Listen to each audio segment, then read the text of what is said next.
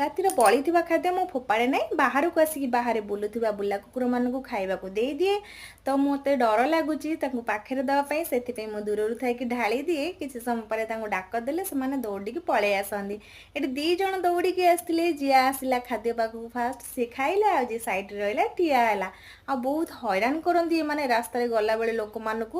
ମୋତେ ଡର ଲାଗେ, ସେଥିପାଇଁ ମୁଁ ସକାଳୁ ସକାଳୁ କିଚେନକୁ ପଳେଇ ଆସିଲି। ଆଜିର ଟିଫିନ୍ ହେଲା ପୁରୀ ଆଳୁ ମଟର ତରକାରୀ। ତ କାହା ଘରେ ଏମିତି ହେଉଛି ପୁରୀ ମୋତେ ଟିକେ କହିବେ। ଆମର ସବୁ ଜିନିଷ ସୋରିଷ ତେଲରେ ହିଁ ଛଣାଛଣି ହୁଏ, ତ ଏମିତି ବି ପୁରୀ ବି ଛଣାଛଣି ହୁଏ। ଯେତେବେଳେ ଫାଷ୍ଟ ହଜବେଣ୍ଡ କହିଲେ ସୋରିଷ ତେଲରେ ପୁରୀ ବି ଛାଣେ, ତ ମୋତେ ସେତେବେଳେ ଟିକେ ଅବାଗିଆ ଅବାଗିଆ ଲାଗିଲା। ଖାଇବି କେମିତି ମୋତେ ଟିକେ ଅବାଗିଆ ଲାଗୁଥିଲା। ତ ଏବେ ଅଭ୍ୟାସ ହେଇଗଲାଣି, ଖାଇବାର ଟେଷ୍ଟ କିନ୍ତୁ ବହୁତ ବଢ଼ିଆ ଲାଗୁଛି। ତ କାହା ଘରେ ଖାଉଛନ୍ତି ସୋରିଷ ତେଲରେ ଏମିତି ସବୁ ମୋତେ ଟିକେ କହିବେ।